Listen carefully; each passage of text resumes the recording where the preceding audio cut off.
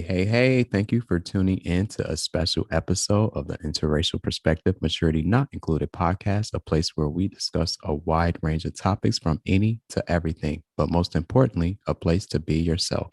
I'm LC, and joining me as always is my lovely co-host, Aaron. Hey, Aaron. Hey, LC. Welcome back, everybody. Today, we are excited to have the plant lords, Andy and PJ, return to share their perspective on theater. Hey, guys, welcome back and thank you for joining us again. Hey, thanks for having Hey, us. yeah. Thank you. Thank you. So let's get right into it. Do you, and either of you can answer whenever you feel like it. So, do Okay. either of you recall a specific age you expressed an interest in theater? I'll go first. Mine was in the seventh grade. I had a musical theater teacher that specifically taught middle school, and everyone like raved about her, the most fun teacher ever. And I waited until seventh grade to take her class. And unfortunately, that was like her last year. She was leaving at the end of the semester, but she said she'd be back in spring for the spring musical. So I kind of auditioned for her. And then after that, it was like, that was my first like real theater experience. And it was groundbreaking. Oh, okay. Okay. And how about you, PJ? I would have to say mine's around eighth grade. So I was around 14, maybe 13 or 14. I had just kind of gotten to my end with gymnastics. I did competitive gymnastics growing up. And so I was kind of over that and I was kind of looking for the next thing. And one summer I went with a friend of mine to go see a show at a local theater here in town. And we saw Footloose. And I was so just like, I loved the dancing and the music and the singing. Everything was so cool. And I just loved it. And so I came home and I was like, can I please join? Please, mom. And so we signed up immediately. And yeah, I just started like that year. I dropped gymnastics and started in the program at the theater. And I was there all the way through 12th grade. And here I actually went to college and I went back to teach at the theater that I went to, that I saw that first show at, which was pretty cool to come full circle. Oh, wow. Oh, Yeah. wow. Now, kind of going in line with that, what is your favorite role to date played in theater as a character? For me, I was actually just in Newsies about a year ago. Are y'all familiar with that musical? Aaron, have you? No, to be honest, no, I haven't heard of that one. It's if you guys have Disney Plus, I highly recommend. They have the stage version filmed on there. Basically it's about the newsboys strike of 1988. Okay. But the musical involves a lot of singing, acting, and dancing. It's a dance-heavy show, and that was actually the first like Broadway show I saw. And I finally got to do it a year ago. And so that was probably my favorite character, was being like one of the Newsies. Oh, cool. Oh, okay. And how about you, PJ? Let's see. One of my favorite roles would probably be Lumiere in Beauty and the Beast. Oh, okay. That or Joseph in the Amazing Technicolor Dreamcoat, where Andy and I met. I played Joseph and he played one of the brothers. I really enjoyed that too. But Beauty and the Beast was probably my first, just because that was the biggest role that I got, one of my first big roles that I got. And the costumes were larger than life. That show is easily one of my favorite all-time musical theater shows, just because it's so, just like I said, over the top and larger than life. Just very Disney. The score itself is very Disney. You feel magical when you're listening to it. I don't know. That's probably it. Oh, okay. Now, do you have a preference in the roles you play, or do you consider them equal? Such as, like, do you prefer like musical roles, or are you more geared towards serious roles? For me, I weirdly enough, I don't like the lead. I'm very much, I did it one time and weirdly it was just too like, I feel like lead role, the character development is very strict for the script. I am a big fan of supporting roles, Okay. specifically the like comedic supporting role. Oh, okay.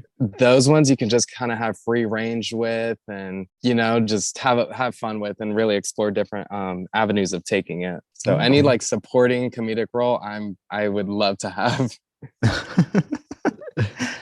So I have a question on that though. So Mhm. for like supporting roles, do they let you veer from the script at all, or do you have to still kind of be based on the script itself? Most of the comedic supporting roles I've had, there was a little leeway for improvisation. I'm trying to think of a specific moment. you do have to stick towards the script, and the character has, a role to play.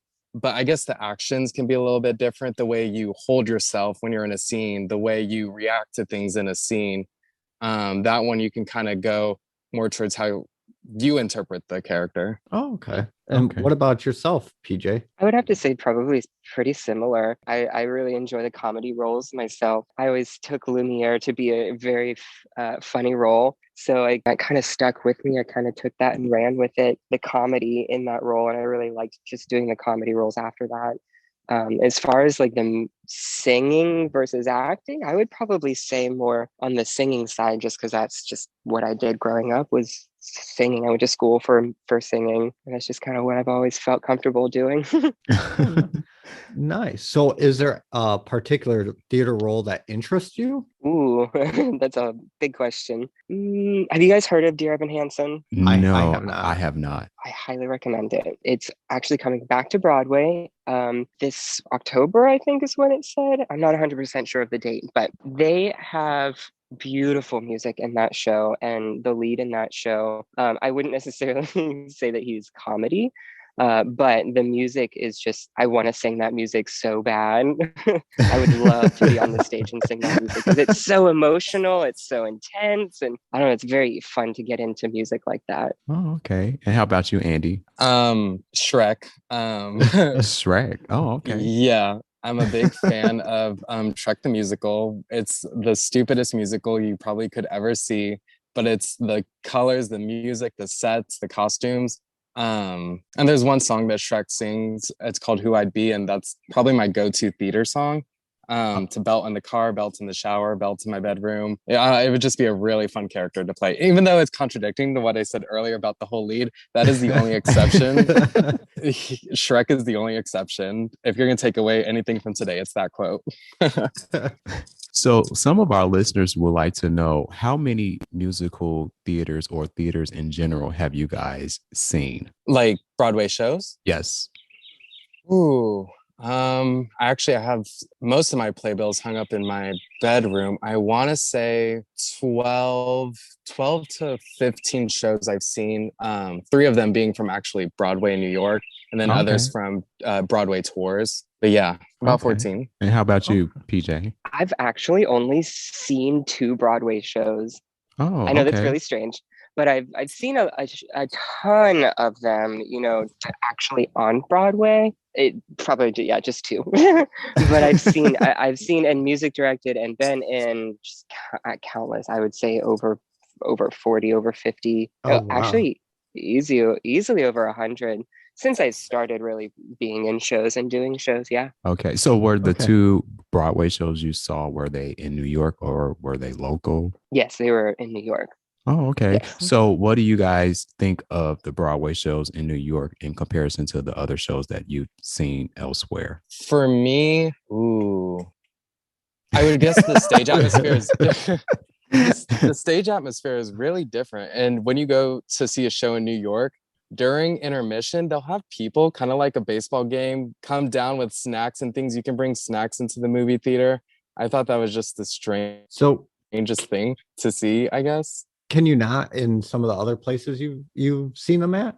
No, it's like, I guess, looked down upon to bring food and drink into the theater. I think it depends on where you are, though, really. I mean, for example, like I worked at a youth theater. We would always let people bring in something like a drink or something. Like they would sell little cups, that you could bring back into the theater if you got a drink in concessions during intermission. But yes, most places frown upon that for sure. True. Okay. But what I have noticed, also just another separate thing, is the architect, I guess, in a Broadway theater is very similar to one you'd see at maybe a regional theater in your own state. It's pretty similar in that aspect, which is nice. Do you have a preference? Did you prefer seeing the ones in New York then, or that doesn't really matter for you? I think it's just a big thing to say I saw a show in New York. Yeah, I want to say I saw Mean Girls, the tour, and on Broadway. What made seeing it more special on Broadway was I saw the original Broadway cast. I think that's a special moment in itself, is to see the cast basically on the album that you listen to all the time. You see them on stage doing their thing. And I think that's a special moment. Oh, okay. And how about you, PJ? What are your thoughts on the theater versus, well, you said the only two you saw were in New York? Well, I mean, like Andy said, to say that you saw a show in New York, like that's cool to say, you know. And I said, yeah, I did. I saw two shows in New York, but I've seen many musicals here in town, you know. So Okay. I've seen a lot of shows in general. But I guess in terms of, you know, I'd rather see New York or here. I don't know. I mean, there's a lot of talented people here in the community, and it just really depends. There's some casts that gel really well and you go and you say, man, this should be in New York, but then you just also get some in New York, some casts in New York that you're just like, that didn't really work for me. I've seen better shows locally. So it really just depends on where you are and the cast that makes up that show that you go and see. Oh, okay. So have you guys seen The Lion King? Yes, actually, I saw the tour of that one. I cried literally, I want to say 20 seconds into it. I cried. I have not seen the actual show, but I've listened to the music from the show. It's also very, very emotional just to listen to the music itself. I also was listening to the first song. It's like, I wish I was there watching this. I haven't seen it, and that's one show that I would like to see. So, what advice or suggestions would you give to others who are looking to become more involved with the arts or theater specifically? Definitely look into any community theater going on. That's probably the easiest way you can get involved. And theater is really big on who you know. Once you start getting involved in theater and you start talking to other people, it can easily lead to being involved either in another production or another organization in your area. And you just kind of build your circle in theater, which is really cool.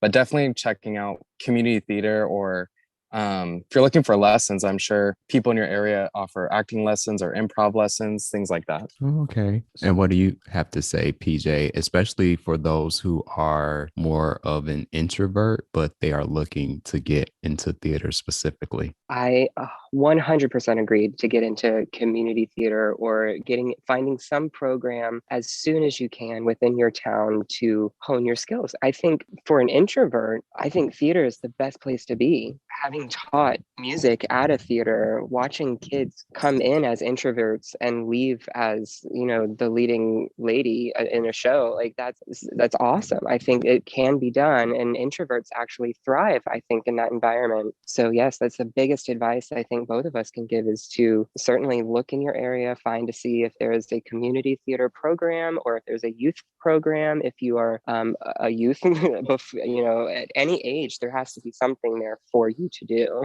Get involved. Right. Oh, Right. nice. And it sounds like the more involved or the more active you are, the wider net you can cast. Did I understand that correct? Absolutely. Okay. Tune in next week for part 2 as we continue the conversation with the plant lords themselves, Andy and PJ. And with that said, thank you for tuning in to this special episode of the Interracial Perspective Maturity Not Included podcast, a place where we discuss a wide range of topics from any to everything, but most importantly, a place to be yourself. Subscribe to our YouTube channel, follow us on Twitter and Instagram at LC and Aaron. That way you know when a new episode becomes available. And as always, stay safe, stay positive, and be true to yourself.